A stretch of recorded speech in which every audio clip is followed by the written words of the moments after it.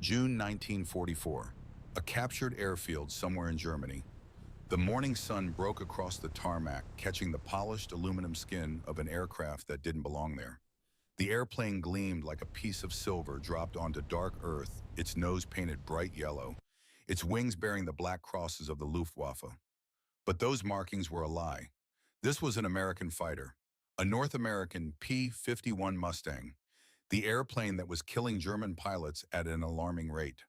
Oberlieutenant Walter Wolfram stepped out of the staff car and felt his pulse quicken. At 21 years old, he had already shot down 100 Allied aircraft. He had been wounded 4 times, shot down 3 times, and made 12 emergency landings. He wore the Iron Cross First Class on his tunic. In 3 weeks, he would receive the Knight's Cross. But standing here looking at this captured enemy fighter, Wolfram felt something he rarely experienced in the cockpit. Not fear exactly. Something closer to respect. Perhaps even dread. The Luftwaffe High Command had summoned him here for a reason. They needed answers. What made this American machine so deadly? What were its weaknesses? How could German pilots survive against it? What Wolfram would discover in the next 3 hours would convince him that Germany had already lost the war. But the most shocking part wasn't the airplane's speed or its range or even its remarkable engine. It was something so simple, so mundane, that it revealed the terrifying truth about American industrial power. Something German mechanics had never seen in 300 hours of testing. Something that would make Wolfram understand the difference between craftsmanship in mass production, between fighting to win and fighting to survive, between a nation at war and a nation built for war. We'll get to that discovery. But first you need to understand who Walter Wolfram was and what brought him to this moment. 3 weeks earlier, over the oil fields of Ploesti, Romania, Wolfram had achieved something remarkable. He shot down 11 aircraft in a single day. 11, the Luftwaffe called a double ace in a day. They celebrated with champagne. His squadron mates lifted him on their shoulders. The propaganda photographers took pictures for the newsreels. But that night alone in his quarters, Wolfram couldn't sleep. Because among those 11 victories, among all that celebration, one fact remained unchanged. His wingman was still dead. Oberfeldwebel Hans Müller, his friend since training, had been shot down by a P-51 Mustang over Poland in March. The American fighter had appeared from nowhere, fired one burst and vanished before Wolfram could even turn to help. That's what the Mustang did. It appeared, it killed, it disappeared, and there was nothing you could do about it. Now the Luftwaffe was asking Wolfram to climb into the cockpit of that same killing machine, to fly it, to test it, to find its secrets. The last test pilot who flew this particular aircraft had nearly died when the engine failed at 25,000 feet. Wolfram knew this, but he also knew that 12 of his comrades from WWII 52 had been killed by Mustangs in the past month alone. Their chairs sat empty in the briefing room. Their names were painted on the memorial board. If there was any chance of saving the pilot still living, he had to take this risk. Before we go further, I want to ask you something. If you served in the military, or if your father or grandfather flew in World War II, take a moment and leave a comment below. What aircraft did they fly?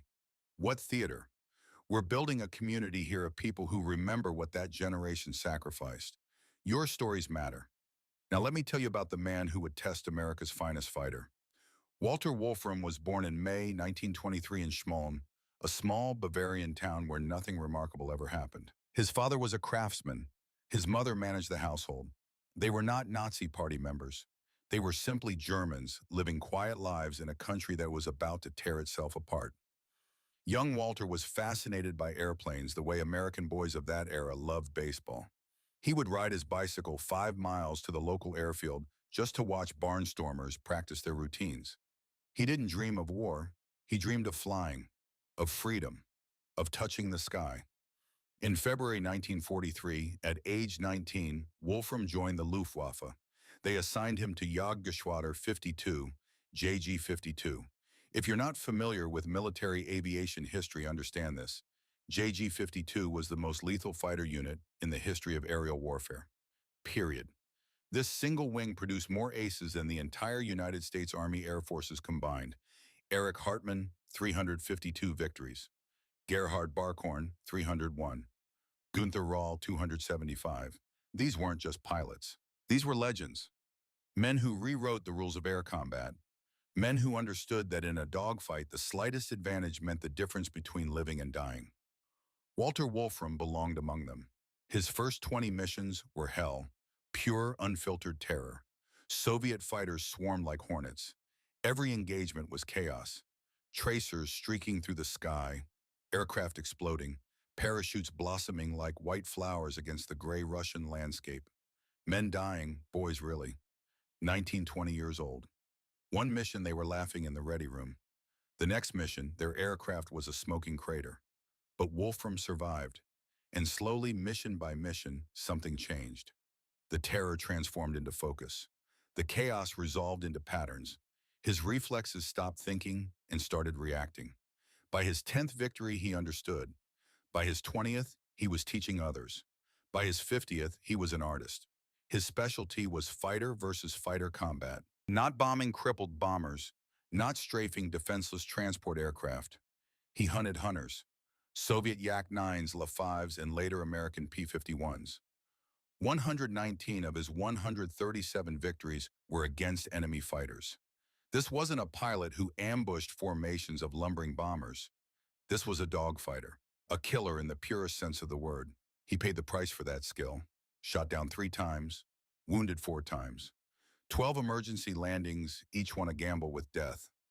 Once he crash-landed behind Soviet lines and had to escape on foot, hiding in frozen forests for 3 days before reaching German positions. But something happened in March 1944 that changed everything. His wingman Hans Muller was killed by a P-51 Mustang. They were flying a routine patrol over Poland when the Americans appeared. Muller never saw it coming. One moment he was on Wolfram's wing. The next moment, his aircraft was tumbling through the sky, trailing smoke and fire. Wolfram tried to chase the Mustang, pushed his Messerschmitt Bf 109 to its limits, but the Americans simply pulled away, effortlessly, like a sports car leaving a bicycle behind. Wolfram watched it disappear into the clouds, knowing that somewhere an American pilot was heading home.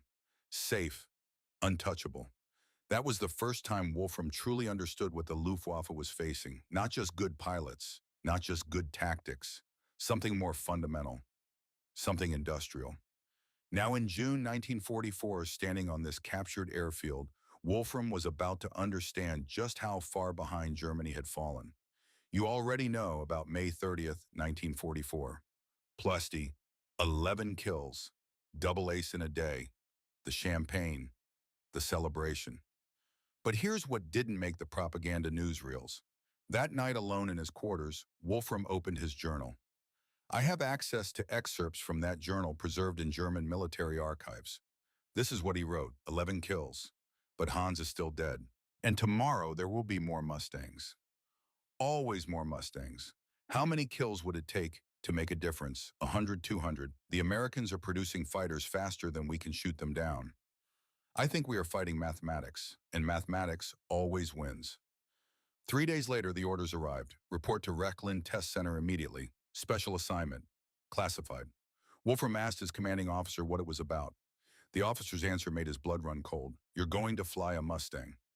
The train ride to Rechlin took Wolfram through the heart of Germany, through cities that were dying. Frankfurt was rubble, Würzburg was burning, Cologne was a skeleton.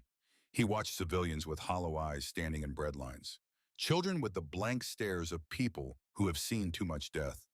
Old women picking through bombed-out buildings looking for anything salvageable. This was what total war looked like. Wolfram had heard rumors about American prisoners of war in Germany. They received Red Cross parcels with chocolate cigarettes, coffee, canned meat. German guards were stealing those packages just to taste real food again.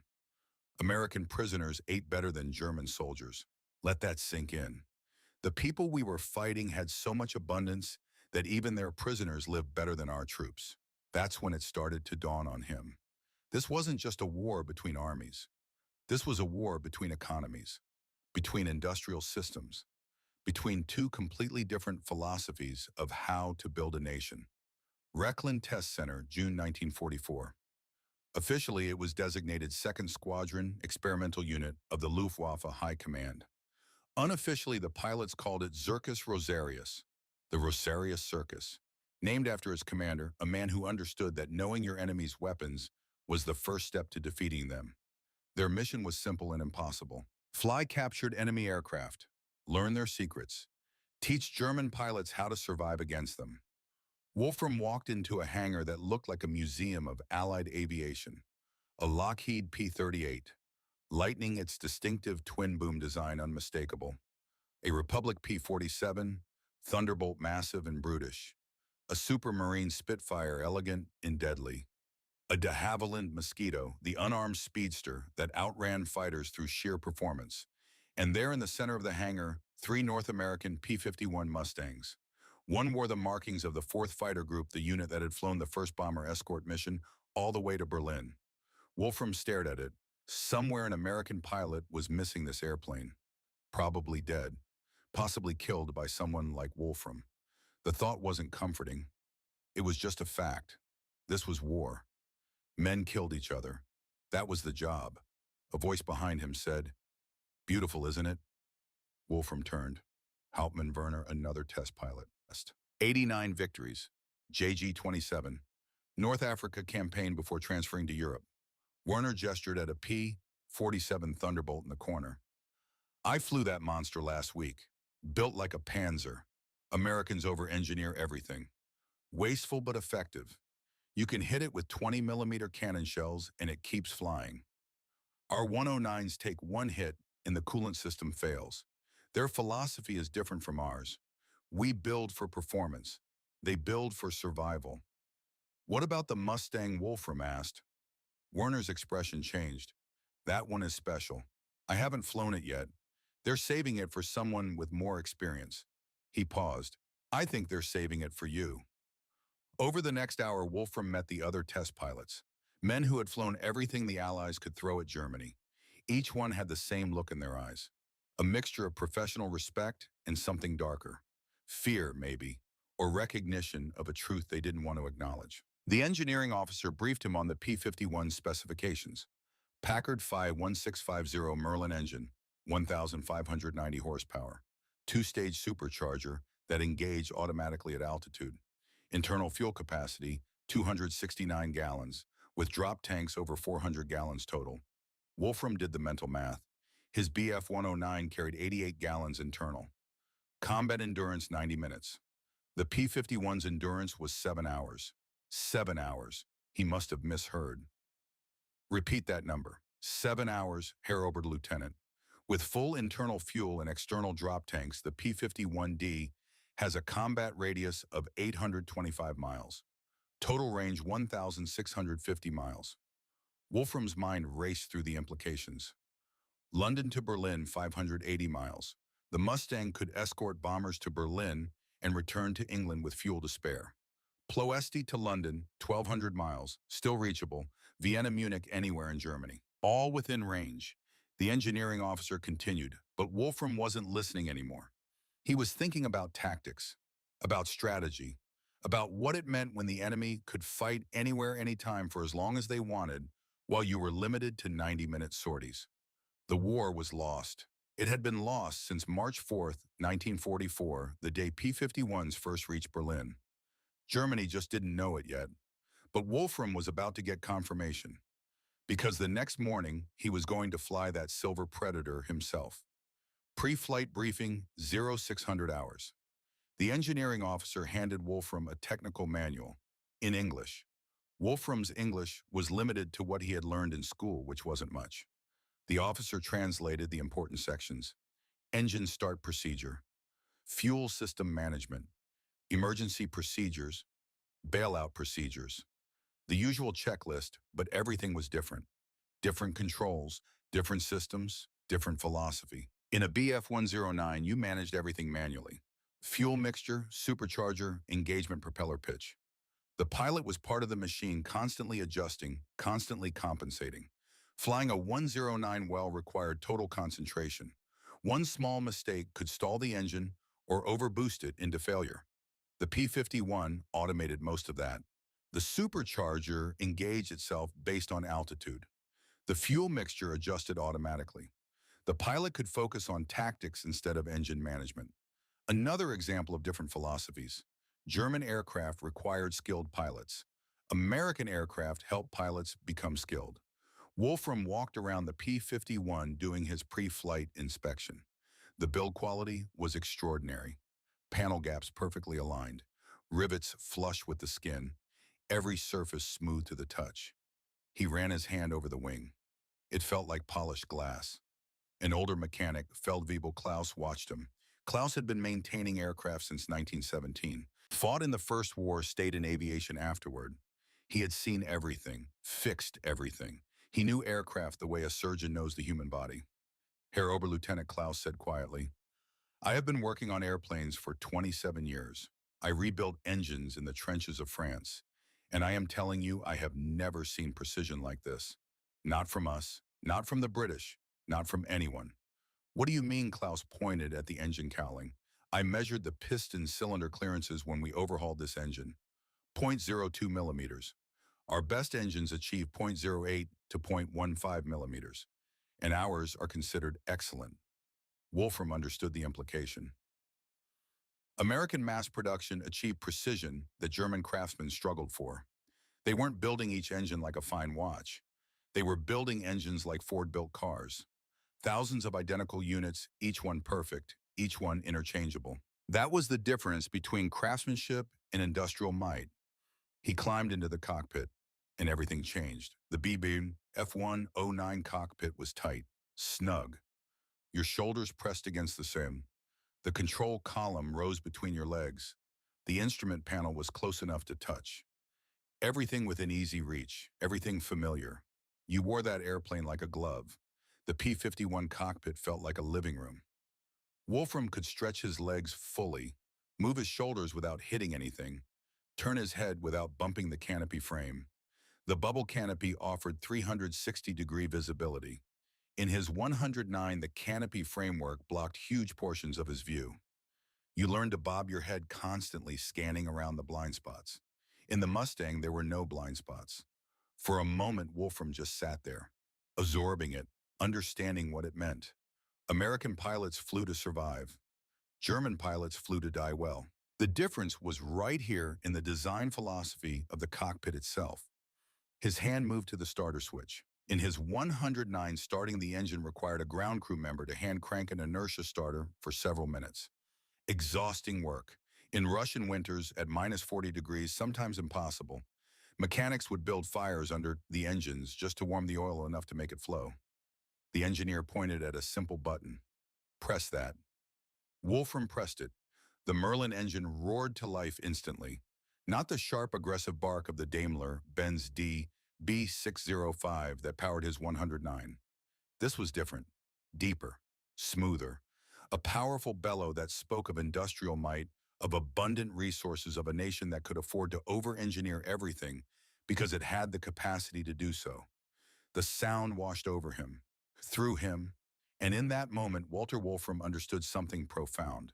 This wasn't just an airplane, this was a symbol, a representation of everything America could do and everything Germany could not. He taxied to the runway. The nose-wheel steering meant he could actually see where he was going. No more turning down the taxiway blind over the long nose. Just point and go. Another small advantage, another edge. In combat, small advantages accumulated into survival. Throttle forward. The acceleration was smooth, linear, relentless.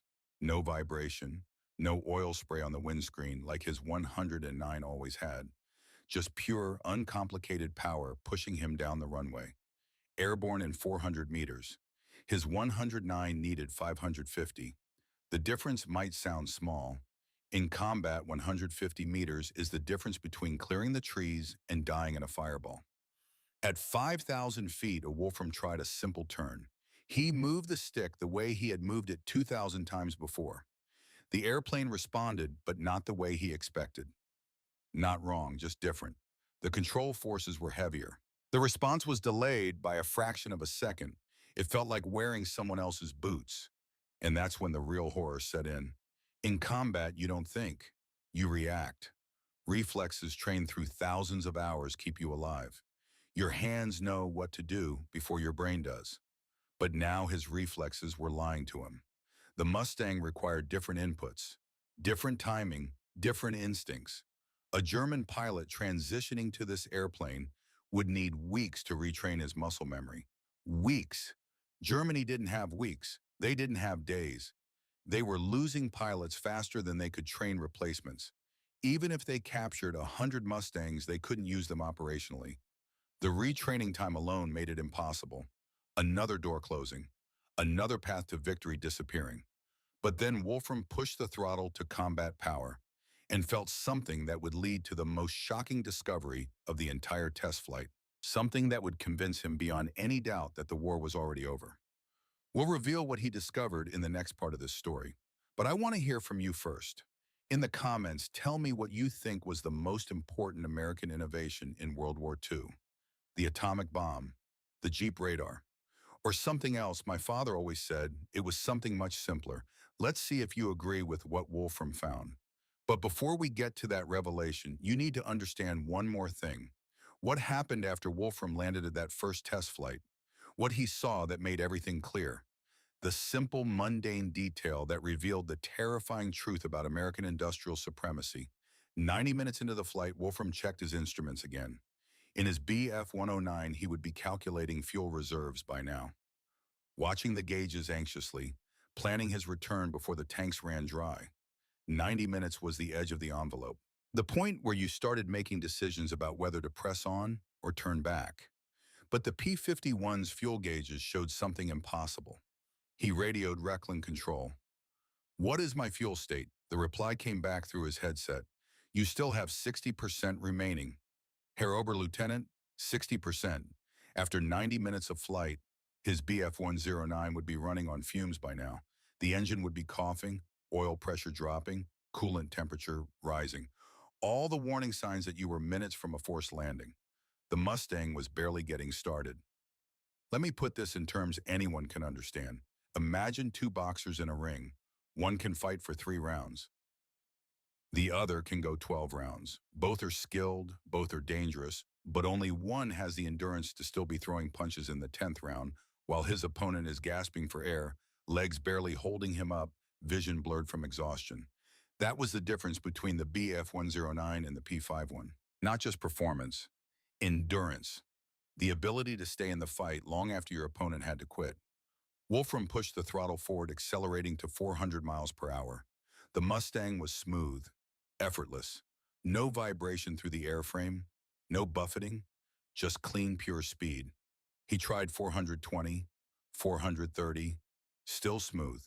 The airplane wasn't straining, it was comfortable at these speeds. This was its natural environment. In his 109 at 430 miles per hour, the controls would be stiffening. The airplane would be protesting. You could feel it in the stick, in the rudder pedals. The aircraft was telling you that you were pushing too hard, that you were approaching limits that shouldn't be exceeded. The P-51 felt like it could go faster, like it wanted to. He dove from 10,000 feet to 2,000, letting the airspeed build. 440, 450, 460 miles per hour. Still responsive, still stable. The controls were heavier, yes, but they worked. The airplane wasn't trying to kill him. At 460 miles per hour in a Beam F-109, you were gambling with your life. Compressibility effects would be building. The elevator would be losing effectiveness. The airflow over the tail would be separating, buffeting. One wrong move and the aircraft could enter an uncontrollable dive. The Mustang's laminar flow wing, that revolutionary design that North American engineers had developed, was doing its job, keeping the airflow smooth, keeping the aircraft stable, giving the pilot options even at speeds that would destroy lesser aircraft. Wolfram pulled back on the stick, zooming back up to altitude. The climb was effortless. The engine was pulling strong. No overheating, no loss of power, just steady, reliable performance. That word kept coming back to him. Reliable. German aircraft were high-strung, temperamental. They required constant attention, constant adjustment, constant care. They were racehorses, fast, powerful, but fragile. You had to know their quirks, understand their limits. One mistake and they would punish you. American aircraft were workhorses, built to be flown by anyone, built to survive mistakes, built to bring their pilots home. He radioed for landing clearance. Touchdown smooth, taxied back to the hard stand where the ground crew was waiting. And that's when he saw it. Feldwebel Klaus was already under the engine cowling when Wolfram shut down and climbed out. The old mechanic always moved fast. 27 years of experience taught you to be efficient. Check the important things first. Engine, fuel system, OS control linkages. Everything else could wait. Klaus backed out from under the cowling, stood up, had the strangest expression on his face. Not concern, not worry, something else. Confusion maybe, or disbelief. Herr Oberlieutenant, he said slowly, there is no oil leak. Wolfram was pulling off his flight gloves. What? No oil leak? Nothing. It is completely dry. That couldn't be right. Every aircraft leaked oil.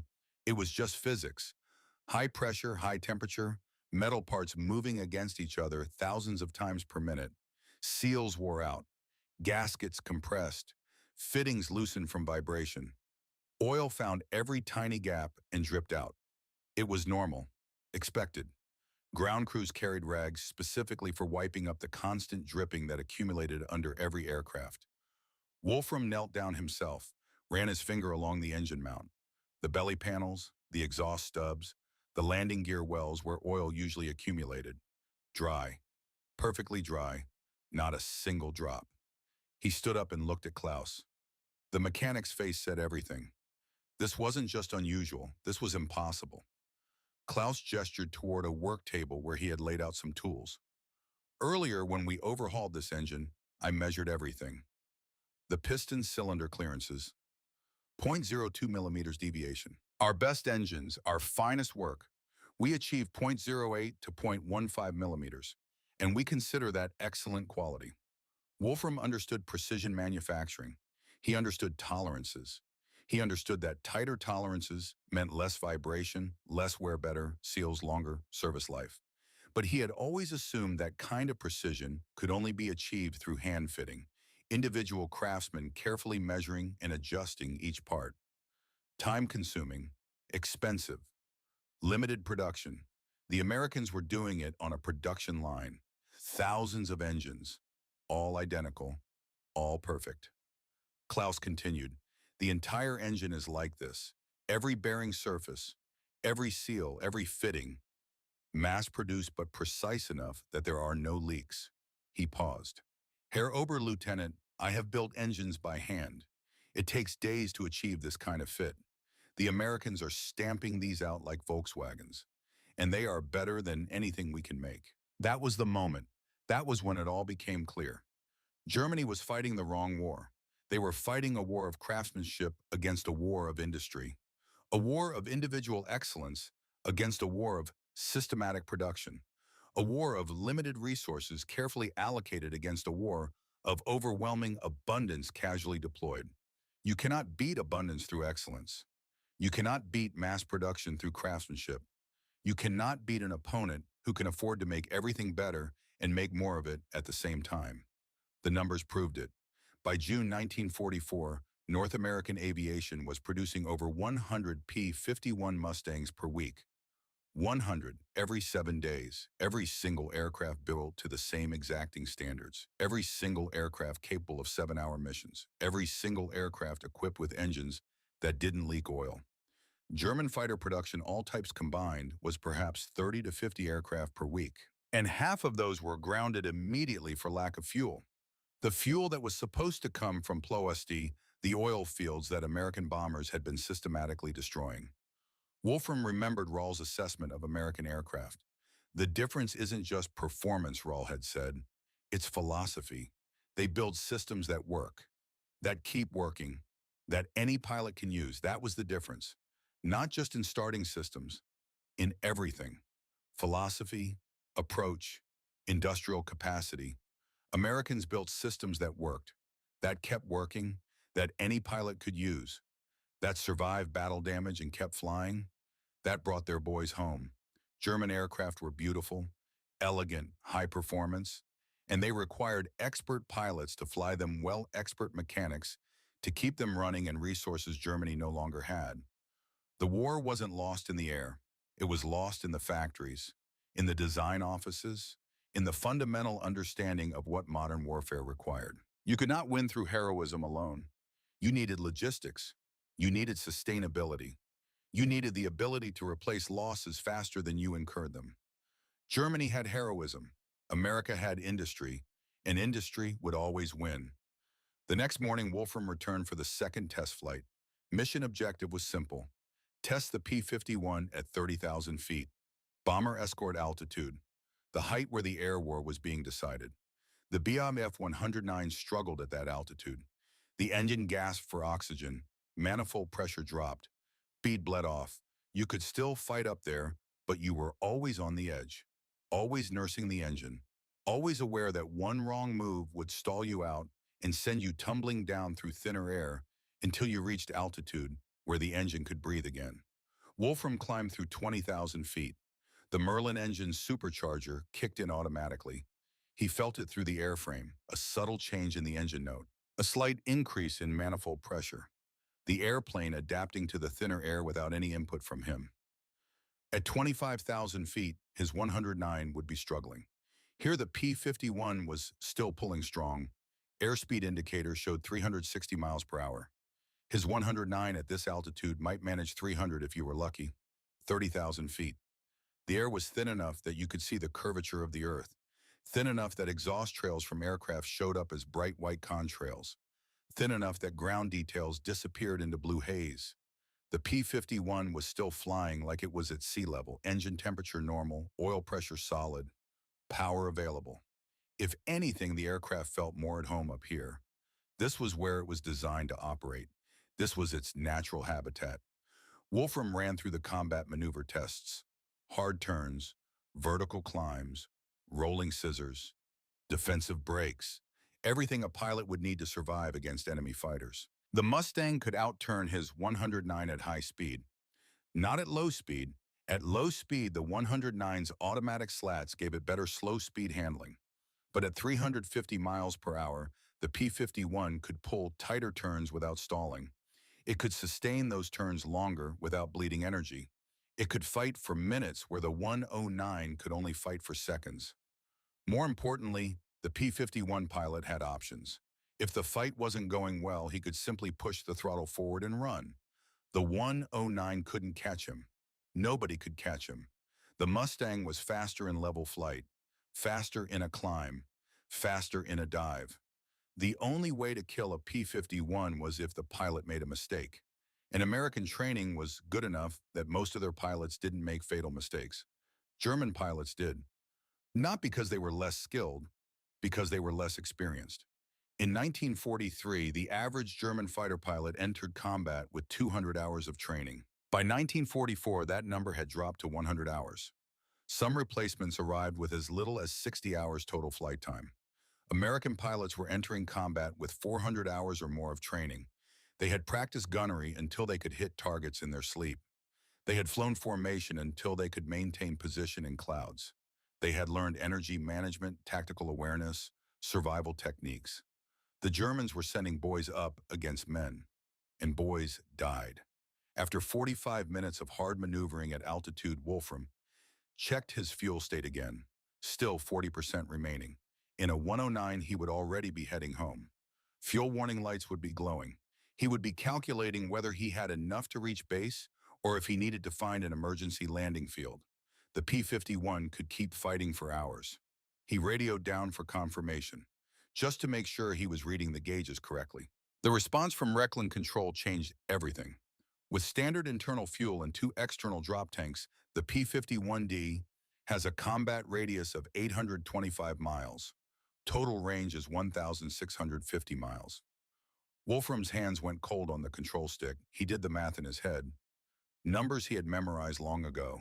London to Berlin, 580 miles.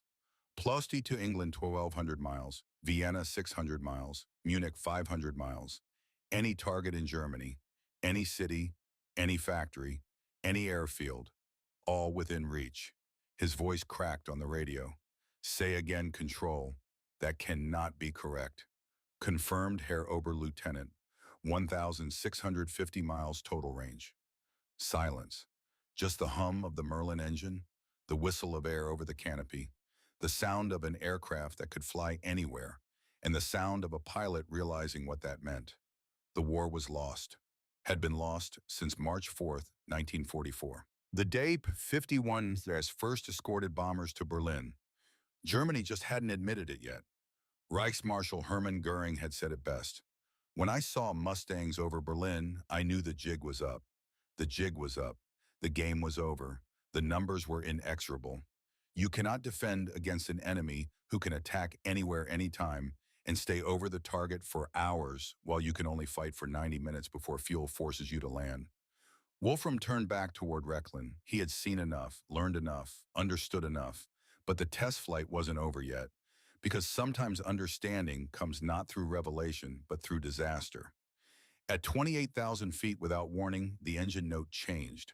A vibration, a roughness, something wrong deep in the machinery, coolant temperature spiking, oil pressure fluctuating, white smoke trailing from the cowling.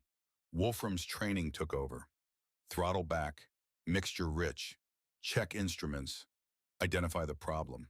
But his training was for German aircraft, German systems, German failure modes. He had to stop himself.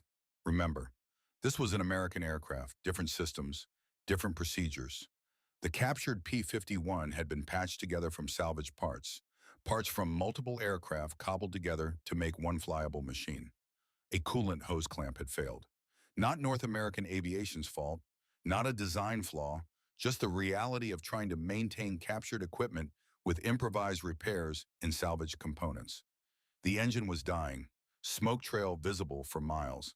Every German and Allied pilot within 50 miles could see it. A wounded aircraft, losing altitude, heading for the ground one way or another. Wolfram ran through his options. Nearest airfield was Rechlin, 40 kilometers. Could he make it? In a 109 with a dead engine, probably not. The glide ratio wasn't good enough. The wing loading was too high. You needed power to reach home. But the P-51's laminar flow wing, the same design that made it fast, also made it efficient. Even with the engine failing, the aircraft wanted to fly. It glided like a sailplane. Clean, smooth, losing altitude slowly enough that 40 kilometers seemed achievable. He shut down the engine properly, feathered the propeller to prevent it windmilling and creating drag, trimmed for best glide speed, did everything by the checklist even though his hands were shaking and his heart was hammering and he knew that one mistake would kill him. This was a captured enemy aircraft. If he bailed out and the airplane crashed into a German town, people would die. He had to get it down on an airfield or at least away from civilians. That was the responsibility. That was the duty. The altimeter unwound. 20,000 feet, 15,000, 10,000. Rechlin airfield visible in the distance. He might make it. He should make it. The number said he would make it. But numbers don't account for wind or thermals or the subtle variations in air density that change your glide performance in ways you can't predict. 5,000 feet, 3 miles from the runway. It would be close. He dropped the landing gear manually. That created drag hurt his glide performance, but he needed the gear down for landing. No time for a second approach. One chance, one landing. Get it right or die. 2,000 feet, 1 mile out. The runway was right there, straight ahead. But he was low, too low. The trees at the end of the runway were coming up fast. He held the airspeed, didn't try to stretch the glide by pulling the nose up. That would just slow him down and make him stall short of the runway. Better to carry speed and touch down fast than stall and crash. The trees flashed past underneath, branches close enough to touch. Then he was over the runway threshold. Concrete rushing up. No flare, no gentle touchdown. Just get the wheels on the ground before the tail hits. Touchdown, hard. The main gear slammed into concrete. The tail came down. The aircraft bounced once settled, rolled out fast with no brakes, momentum, carrying him down the runway until friction and drag finally brought him to a stop. 100 meters from the end of the runway. That's how close it was. Wolfram sat in the cockpit for a moment, hands shaking, legs numb, not from fear, from adrenaline crash, from the realization of what just happened. He had just dead stick landed an enemy aircraft he had flown for barely 5 hours total.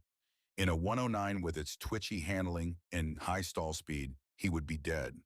The aircraft would have stalled short of the runway, would have crashed into those trees, would have killed him and destroyed a piece of equipment that Germany desperately needed to study.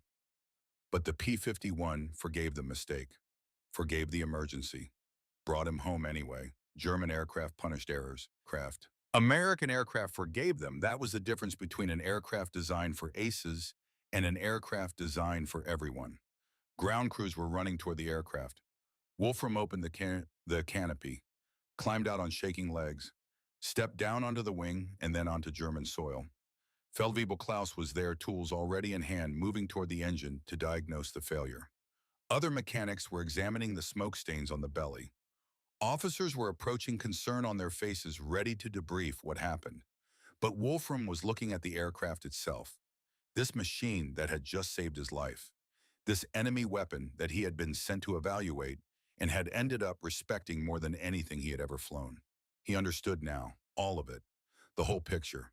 That evening, officers' mess, dinner with the other test pilots, conversation about aircraft performance, shop talk. The professional discussion of men who lived in 3 dimensions and spoke a language most people would never understand. The door opened. Major Gunther Rahl walked in. 275 victories. JG-52 legend. The man who taught Erich Hartmann how to fight. If Rahl said something about aircraft performance, you listened. If Rahl said the sky was green, you would at least look up to check. Rahl spotted Wolfram and walked over. Sat down across the table. Didn't say hello. Didn't waste time with pleasantries. Just looked at him with those hard eyes that had seen too much combat. You survived the Mustang. Barely. Engine failed. The aircraft failed, or our repairs failed. Wolfram paused. That was the question, wasn't it? Was it the design that was flawed? Or was it Germany's inability to maintain captured equipment properly? Our repairs, Rahl nodded, as if that confirmed something he already knew. I flew the P-51 last week. 300 hours total in type now. Do you know what shocked me most? Not the speed, not the altitude performance. The fact that in 300 hours I never saw a single oil leak, not one. 300 hours. He leaned forward. In Russia, we hand-cranked engines in minus 40-degree cold, built fires under them to warm the oil enough to flow. Sometimes took 30 minutes just to get one engine started. Ground crews with frostbite on their hands from turning that crank. Americans press a button. Engine starts. Every time. Reliable, simple, effective. Another pilot joined them. Hauptmann Werner, the man who had tested the P-47 Thunderbolt. He was carrying a folder and intelligence reports, production numbers, the kind of information that turned professional interest into existential dread. Werner opened the folder on the table. Let me show you what we are facing. American P-51 production, June 1944, 107 aircraft completed.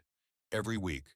That's 15 per day. 15 perfect aircraft rolling off the production line every single day. German fighter production, all types combined, 30 to 50 aircraft per week, and half are grounded immediately for lack of fuel or spare parts. He turned the page. P-51S operational in Europe as of June 1944, 812 aircraft. German fighters defending the Reich, approximately 400 aircraft total. The ratio is 2-to-1, and it's getting worse. Rahl's voice was quiet. But here is what terrifies me most. Not the numbers, the training. American fighter pilots are arriving in Europe with 400 hours of flight time. Our replacements arrive with 100 hours, some with 60. The average German pilot in 1944 lasts 7 missions before he is killed or captured. 7 missions. That's 2 weeks. Wolfram thought about the boys he had briefed the day before returning to Rechlin. 18 years old, eager, patriotic, dead men walking, and they didn't even know it. Werner continued. And then there is the endurance question. The P-51 has 7-hour endurance, our aircraft 90 minutes. In a battle of attrition, Wolfram mathematics beats courage. If you can only fight for 90 minutes and your opponent can fight for 7 hours, you have to be 7 times better just to break even. Are we 7 times better? No one answered, because they all knew the answer. Rahl stood up, picked up his cap. I have to brief the high command tomorrow. Tell them what we have learned. He looked at Wolfram. What will you tell your pilots when you return to JG-52?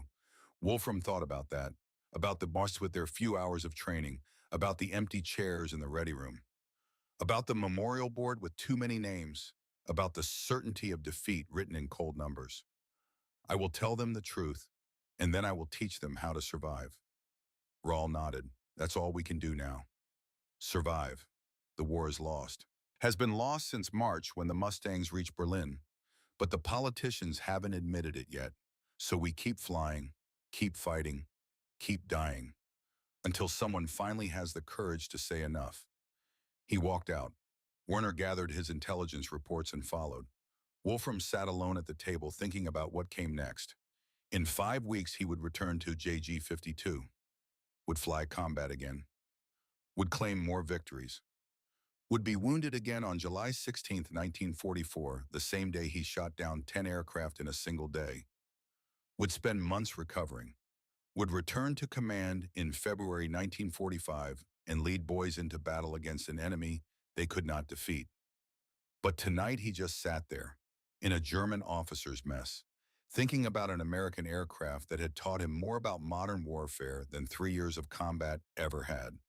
The P-51 Mustang wasn't just a better airplane. It was proof of a better system, a better philosophy, a better understanding of what industrial warfare required. Germany built craftsmanship, America built capacity, and capacity would always win. Before we continue to part 3, where we'll see what happened when Wolfram took this knowledge back into combat, I want to hear from you. In the comments, share your thoughts on American engineering during World War II. What innovation do you think made the biggest difference? And if you served, or if your father or grandfather served, tell us about meeting former enemies after the war. How did that change your perspective, late June 1944? Walter Wolfram returned to Jagdgeschwader 52, carrying knowledge that felt like a burden. He understood now what Germany was facing. Not just good pilots, not just good tactics, industrial mathematics, the cold equations of production capacity versus consumption rate, of endurance versus fuel limits, of sustainability versus desperation. The unit he returned to had changed. The ready room had empty chairs. New faces sat where veterans used to sit. Boys, really, 18, 19 years old. Fresh from training schools that were cutting corners, reducing hours, rushing pilots through because the front needed bodies more than it needed expertise. In 1943, the average German fighter pilot entered combat with 200 hours of training, 200 hours of learning how to fly, how to fight, how to survive. By June 1944, that number had dropped to 100 hours. Some replacements arrived with 60 hours total flight time, barely enough to land the aircraft without killing yourself, let alone fight experienced enemy pilots. The statistics were brutal. The average new pilot lasted 7 missions. 7. 2 weeks of combat, maybe 3 if they were lucky, and then their chair was empty and someone else was sitting there. Young faces trying not to show fear, trying to project confidence they didn't feel, trying to convince themselves they would be different. They wouldn't be different. The numbers don't care about courage. Wolfram stood before his staffel in the briefing room. 12 pilots, 4 veterans with more than 20 kills each, 8 replacements with fewer than 10 missions total. He was about to brief them on the P-51 Mustang, the aircraft that would kill most of them, the P-51 Mustang. You will see them. Here's what I learned. He paused, looked at their faces. The veterans already knew this would be bad news. The replacements didn't understand yet. They are faster than us. Do not try to run. You cannot outrun them. They can outturn us above 300 miles per hour. Do not engage in sustained turning fights at high speed. They can fly for 7 hours. We can fly for 90 minutes. They will wait. They will chase. They will hunt you until your fuel forces you to land, and then they will strafe you on your approach. One of the replacements, Lieutenant Schmidt, barely 18 years old, raised his hand. His voice cracked slightly when he spoke. Herr Oberlieutenant, how do we fight them? Wolfram looked at the boy, thought about all the things he could say, all the tactical advice, all the maneuvers, all the techniques that might give you a 3% better chance of survival instead of 2%. You climb vertical. Our rate of climb is better. Go straight up and they cannot follow. You attack fast and disengage immediately. You never ever let them turn the fight into an endurance battle because they will win. And you remember that every mission you survive is a victory. Kills don't matter anymore. Survival matters. The room was silent. This wasn't the briefing they expected. This wasn't inspiration. This wasn't victory or death. This was just survive. Live one more day. Make it home. Try again tomorrow. After the briefing, Wolfram walked to his quarters, found his journal. The leather-bound book where he recorded his thoughts when the official reports couldn't contain them. He wrote a single entry that night. I have tested the machine that is killing us. I understand it now. It is not just better. It is sustainable. They build 100 per week. We lose 50 pilots per week. The mathematics are clear. But I cannot tell the boys this. I must give them hope, even if it is false hope. What else can I do? Tell them to surrender. Tell them we have already lost. A soldier does not think that way. A soldier fights until he cannot. 3 weeks later, on July 16, 1944, Walter Wolfram would fight one last time at full strength. One last day when his body was whole and his aircraft was sound and the arithmetic of war hadn't yet caught up with him. It would be the greatest day of his combat career, and it would nearly kill him. The briefing came at 0600 hours. Soviet offensive pushing west, German ground forces falling back. Air support requested, urgent, critical. All available aircraft to scramble. JG-52 had 12 aircraft available. Should have been 16, but 4 were grounded.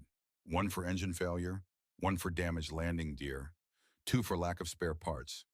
This was normal now. This was how Germany fought in 1944, with whatever still worked. Wolfram's Staffel would fly 3 sorties that day, 3 times into combat, 3 times returning on fumes, 3 times rearming while ground crews begged him to stop. The mission area was Kamyanka, northeast of Lviv in Ukraine. Soviet ground attack aircraft were hammering German positions. Il-2 Sturmoviks, armored monsters that could absorb incredible punishment and keep flying. Escorted by fighters, Yak-9s and La-5s. Good aircraft flown by pilots who had learned their trade in 3 years of brutal combat. First contact came at 0728 hours. 20 plus IL-2S at 15,000 feet. 12 LA-5 escorts weaving above them. Standard Soviet formation. The ground attack aircraft doing their job while the fighters protected them. Wolfram led his swarm, his 4-ship flight, into the attack. 12 aircraft total from JG-52 against 30-plus Soviets. The arithmetic again, always the arithmetic. Head-on pass against the lead LA-5. Closing speed 600 miles per hour. 2 seconds to aim, fire, break away. At that speed, at that closure rate, you are not aiming at where the target is. You are aiming at where it will be when your bullets arrive. Deflection shooting, the hardest skill in aerial combat. The difference between aces and dead men. Wolfram fired 2-second burst, 20-millimeter cannon shells and 13-millimeter machine gun rounds converging on a point in space that the LA-5 was approaching at 300 miles per hour. The wing folded, torn off by explosive shells. The Soviet aircraft tumbled. Pilot dead before he knew what happened. Kill number 1. The next 20 minutes were chaos. The pure, unfiltered chaos of aerial combat that no amount of training can truly prepare you for. Aircraft everywhere. Tracers crossing in all directions. Explosions, smoke trails, parachutes, radio calls screaming warnings and targets and positions. The constant checking of 6 o'clock. The eternal vigilance that keeps you alive or fails to, and you die. Wolfram claimed 2 more LA-5s and an IL-2 Sturmovik. Standard hits, good shooting, professional work, but his ammunition was nearly gone. 60 rounds of 20-millimeter remaining, maybe 4 more seconds of fire. Not enough, he radioed his flight. We are returning to base. Stay together. Watch each other. Landing. 18-year-old ground crew members sprinting to the aircraft with ammunition carts and fuel hoses. They had 18 minutes before the next Soviet wave arrived. 18 minutes to rearm and refuel and get back into the air. The boys were exhausted, working 14-hour days, sleeping in shifts, eating when they could, keeping aircraft flying through willpower and improvisation because spare parts had stopped arriving weeks ago. One of them, Hofreiter Neumann, barely 17, looked up at Wolfram as he climbed out of the cockpit. Herr Oberlieutenant, you should rest. You are pushing too hard. Wolfram's legs were numb from G-forces. His hands were shaking. He had vomited behind the revetment and drunk water, and now he was standing here deciding whether to fly again or let someone else take the mission. How many aircraft do we have available? 8 Herr Oberlieutenant, 4 are damaged, 2 pilots are wounded. Then I fly. Reload me. The second sortie launched at 0945 hours. New threat, Yak-9 fighters escorting P-51 light bombers. The Yak-9 was newer than the La-5. Faster, more dangerous. Better pilots flew them. The kind of pilots who had survived 100 missions and knew every trick. Wolfram intercepted them at 15,000 feet, standard tactics. Altitude advantage, diving attack, hit fast, disengage before the escorts can react. Back in 1943, this worked well. In 1944, it worked if you were lucky. He was lucky. 2 Yak-9s went down in the first pass. Classic kills, textbook deflection shooting. The kind of shooting that took 1,000 hours to learn and made it look effortless. Then he caught a PE-2 trying to run. Engine shot out. Black smoke trailing. The bomber spiraled down. 7 kills for the day. Extraordinary by any measure. The kind of day that earned medals and mentions in dispatches and respect from everyone who understood what it took. But Wolfram wasn't done. Because the Soviets weren't done. Because the war didn't stop just because one pilot had a good morning. Third sortie came at 1400 hours. Soviet tanks were breaking through German lines 30 miles east. Another wave of IL-2s was inbound to support the advance. Every available aircraft had to stop them. Every pilot who could still fly had to fly. Wolfram looked at his assigned aircraft, not his personal Bf-109. That one was still being serviced from the morning missions. They gave him a different aircraft, someone else's machine, slightly different instrument layout, seat adjusted for someone taller, controls a bit heavier, but after 2,000 plus hours in tight muscle memory, compensated. You stopped thinking about the airplane and just flew it.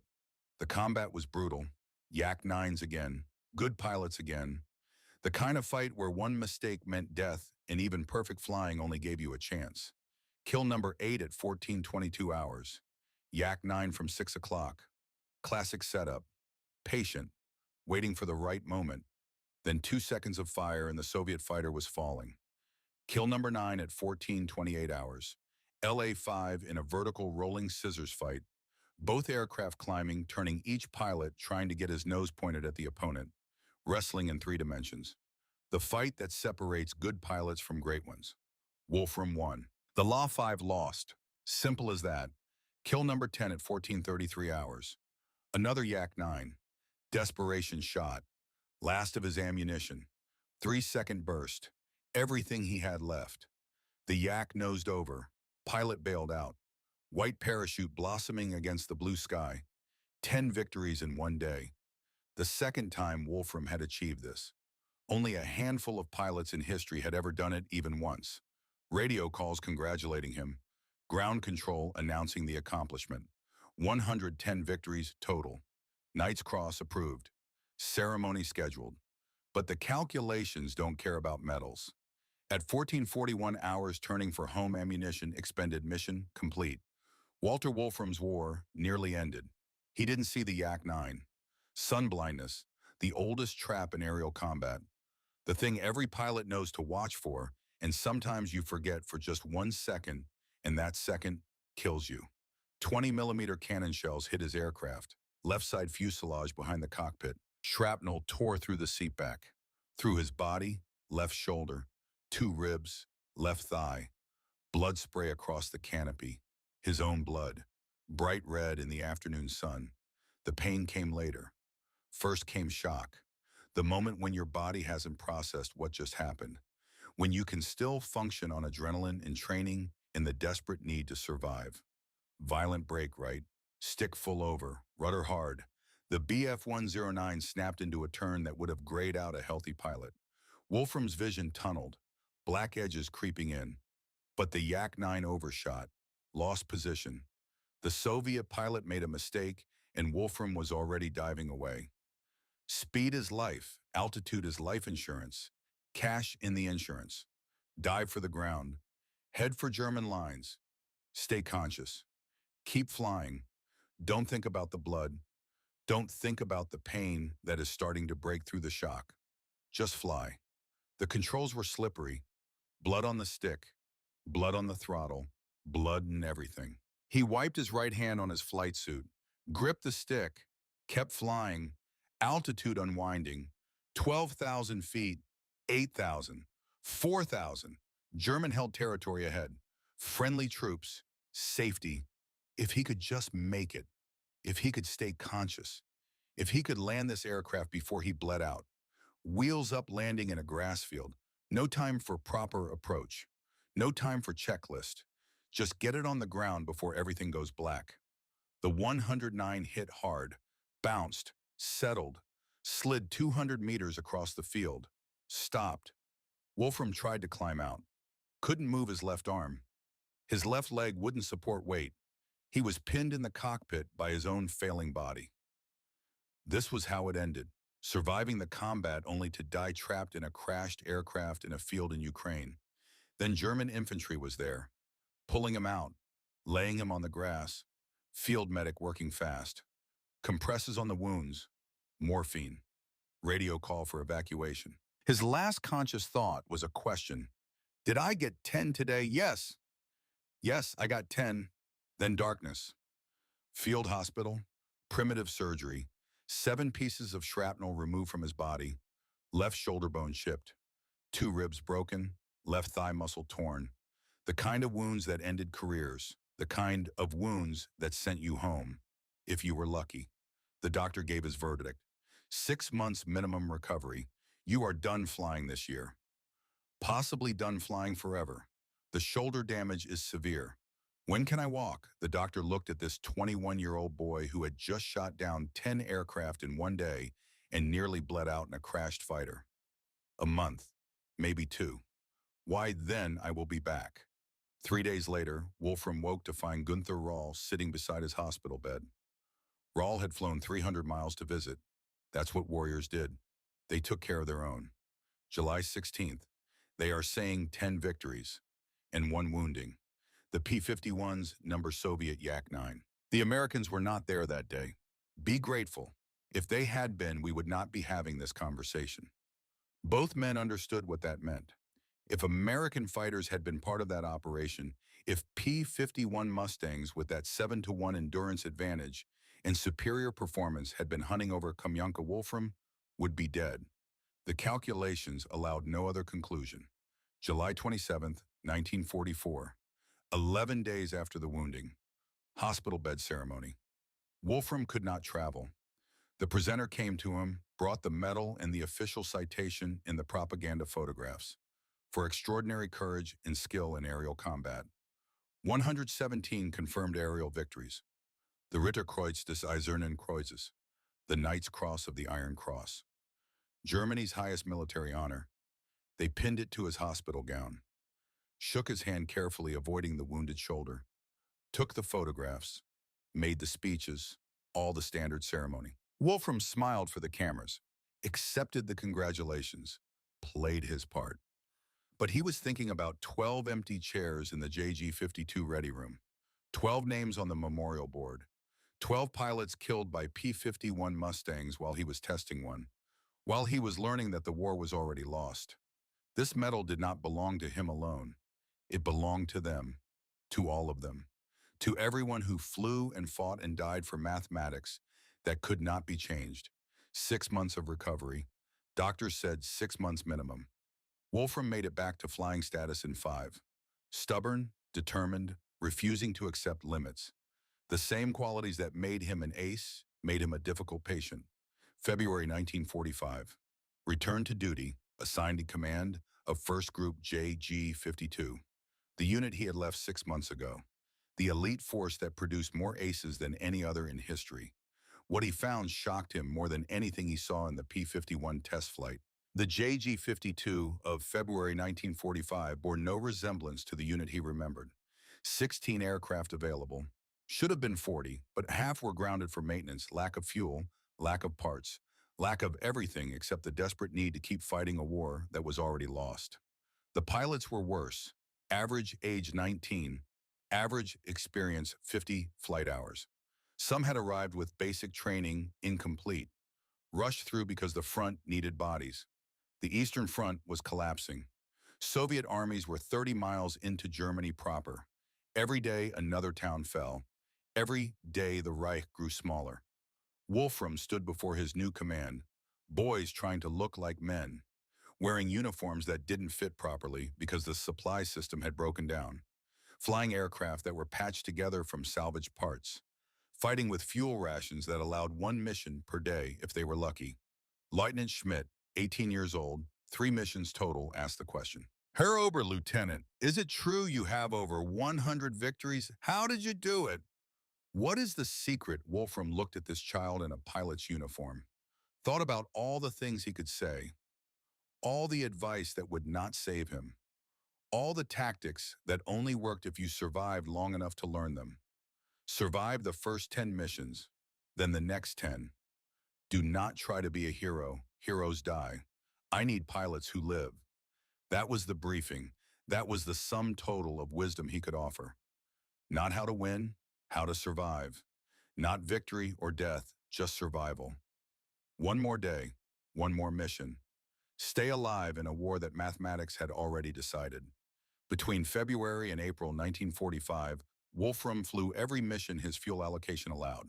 Ground attack mostly, Soviet tanks advancing, German troops retreating, the whole Eastern Front collapsing in slow motion. He claimed 27 more victories during this period, brought his total to 137. But many were probables. No confirmation possible in the chaos of retreat. No one cared anymore about verification. The record-keeping system had broken down along with everything else. March 12, 1945. First time seeing P-51 Mustangs since his test flight 9 months earlier. They were escorting B-17 bombers over German territory. Not Polish territory, not Soviet territory, German territory. The Americans were bombing Berlin, Hamburg, Munich, cities he had known his whole life, reducing them to rubble with the same methodical efficiency they brought to everything. The P-51s were there to make sure no German fighters interfered. Wolfram's tactical decision was immediate. Avoid the Mustangs. Attack bombers only. Hit fast and disengage. Do not let them turn this into a prolonged fight because we cannot win prolonged fights anymore. Result 2. B-17 damaged. One Focke-Wulf 1990 lost to bomber defensive fire, not to fighters. The pilot bailed out. Survived. Small victory in an ocean of defeats. His last confirmed kill came April 28, 1945. Yak 9 over Czech territory. Professional work. Clean kill. Standard procedures. Just another name on a list that no longer mattered because 10 days later, the war would be over. May 8, 1945. Germany surrendered unconditionally. JG-52 was at Deutschbrod airfield in Czechoslovakia. American troops arrived with that particular confidence of victors. Polite but firm, you are prisoners of war. Ground your aircraft. Assemble for processing. Orders came down the chain of command. Destroy all aircraft. Prevent them from falling into enemy hands intact. As if it mattered. As if 20 worn-out Bf-109s would change anything. Wolfram watched his fighter burn. The aircraft he had flown for 3 years. The machine that had saved his life a dozen times. The weapon that had killed 137 enemy aircraft. Going up in flames because the war was over and the victors did not need German fighters anymore. We are burning the only thing we had left. American POW camp. 3 weeks of processing. Clean facilities. Organized. Efficient. Everything Americans did was organized and efficient. That was their strength. That was why they won. The food was better than what German soldiers had been eating for the past year. Real coffee, white bread, canned meat, cigarettes. The abundance of a nation that had won through abundance, through logistics, through the ability to provide more of everything to more people in more places. American intelligence wanted to debrief anyone who had tested captured Allied aircraft. Wolfram was brought to an office, sat across from a captain, intelligence officer, spoke decent German, professional, respectful. You tested a P-51 Mustang, June 1944. What did you think of it? Wolfram considered how to answer. He could lie. Protect some remaining shred of national pride. Pretend German aircraft were equal or superior. Keep up the propaganda. But what was the point? The war was over. The truth would not change the outcome. It was a fine airplane, better than what we had. Your engineers understood something we did not. War is won by logistics, not by heroics. The P-51 could stay in the fight. Our aircraft could not. You won because you could sustain the war. We could not. The American captain pulled out production reports. Final statistics, the numbers that told the whole story. P-51 Mustangs built during the war, 15,586 aircraft. P-51S operational in Europe in May 1945, approximately 5,000. German fighters operational in April 1945, all types combined approximately 400. The ratio was 12 to 1, and the American fighters could fly 7 hours, German fighters 90 minutes. The mathematics were even worse than Wolfram had calculated back in June 1944. We did not lose because of the P-51, he said. We lost because of the 10,000 P-51s. The American captain nodded, wrote something in his report, then looked up. Your name has been submitted to Soviet authorities. Many JG-52 pilots are being transferred to Soviet custody. War crimes investigations, attacks on Soviet territory. Wolfram felt his blood go cold. Soviet captivity, the gulags, the stories they had all heard, German prisoners disappearing into Siberia. 10 years, 20 years, never coming home. But you are being released. Medical grounds. Your wounds are too severe. The Soviets are not interested in wounded prisoners. Why are you telling me this? Because I think you should know how lucky you are. Most of your unit will spend the next 10 years in Soviet camps, if they survive. Wolfram was released 3 weeks after capture, walked out of the American camp, free, alive. While his comrades were being loaded onto trucks heading east, heading to justice or revenge or whatever the Soviets called it, the survivor's guilt was immediate and crushing. Why him? He had killed more Soviets than anyone in his staffel. 137 victories over 100 against Soviet fighters. He should be first on the list for war crimes. Instead, he walked free because American doctors said his shoulder was too damaged to heal properly. Mathematics again. The cold equations that decided everything. Not justice, not fairness, just numbers. Medical evaluations. Fitness reports. Check marks on forms that determined who went home and who disappeared into the East. Bavaria, summer 1945. Germany destroyed. Cities reduced to rubble. Economy collapsed. Millions dead. Millions more homeless. The complete and total defeat that comes from fighting mathematics you cannot change. Wolfram's hometown, Schmolen, was 30% destroyed by bombing. The factory where his father worked was gone. The school he attended was gone. Half the homes on his street were gone. This was what losing looked like. This was the price of fighting a war your industrial base could not sustain. His father asked him one question. Do you hate them? The Americans know. They were warriors like us, better equipped. We would have done the same. But what do you do now? You are 22 years old. You know only flying. Germany has no air force. The Allies have forbidden it. I do not know. For 5 years, Walter Wolfram did not fly. West Germany had no military. The occupation authorities banned all military aviation. Former fighter pilots worked as mechanics, farmers, laborers. Anything to survive. Anything to rebuild lives in a country that had been reduced to rubble. Then 1950 came. Sport aviation was permitted. Gliders, light aircraft, aerobatics, not military flying, not combat, just flying for the joy of it, for the art of it, for the thing that had drawn him to aviation in the first place before the war, turned it into killing.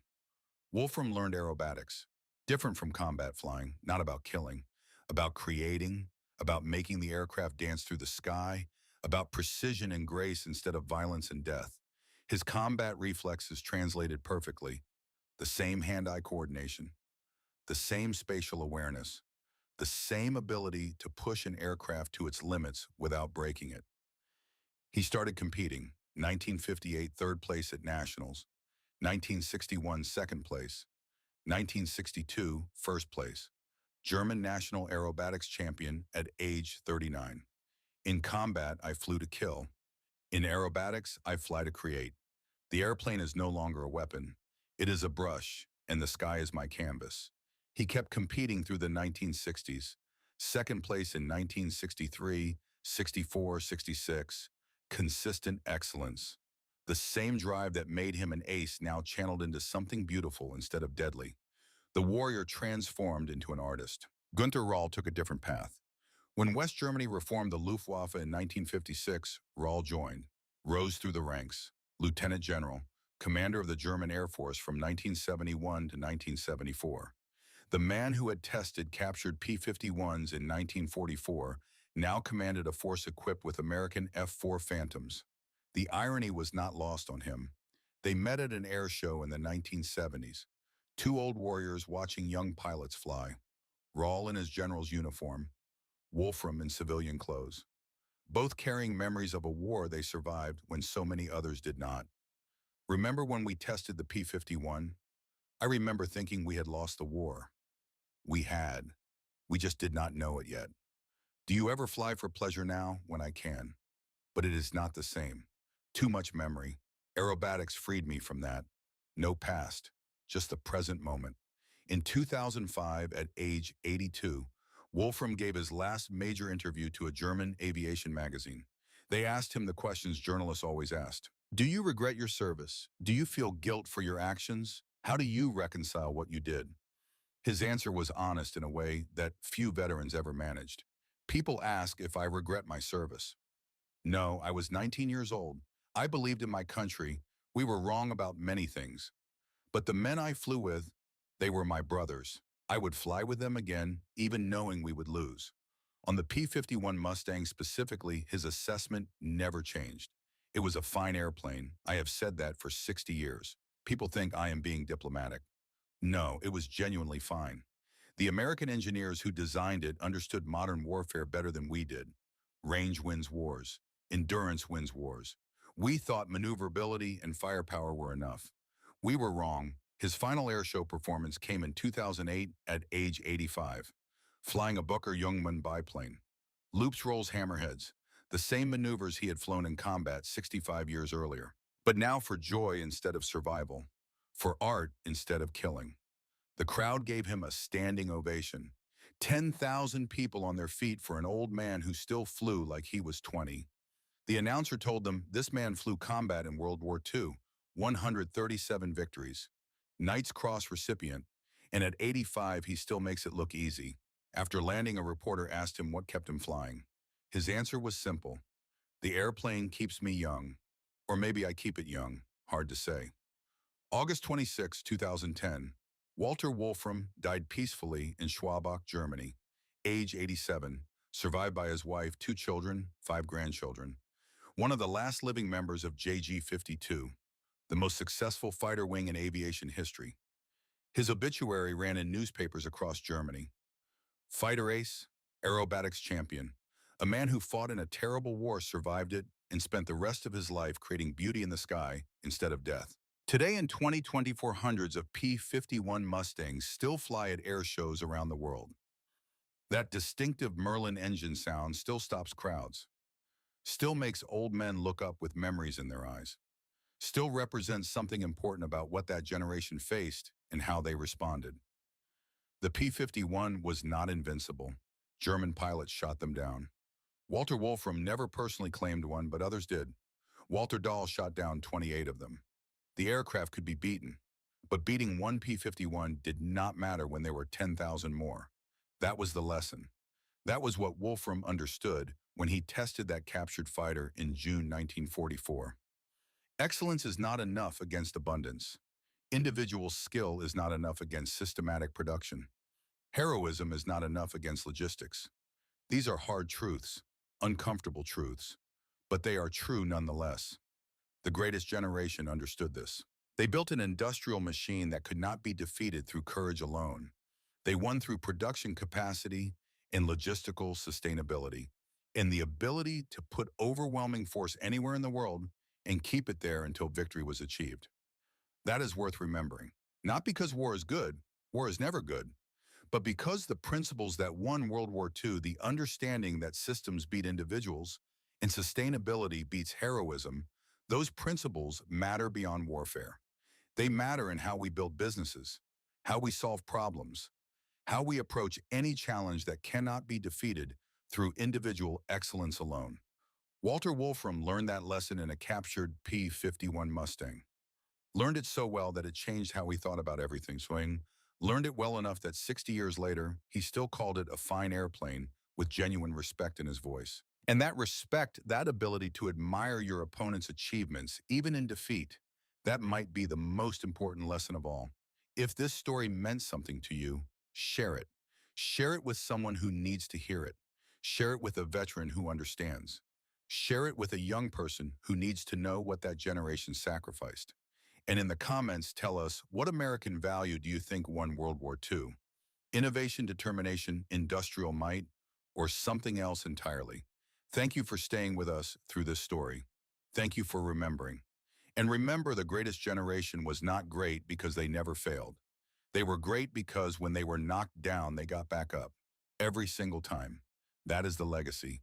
That is what we honor. That is what we must never forget.